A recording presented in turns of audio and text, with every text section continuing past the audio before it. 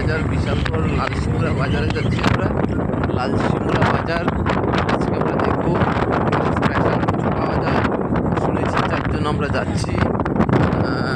সবাই সঙ্গে থাকবেন, দেখবেন, ঠিক আছে। আমাদের সঙ্গে আরও দুজন আছে, সামনে যাচ্ছে তারা, আমরা দুইজন স্যার। এই যে তারা, রাস্তাটা ছোট আছে।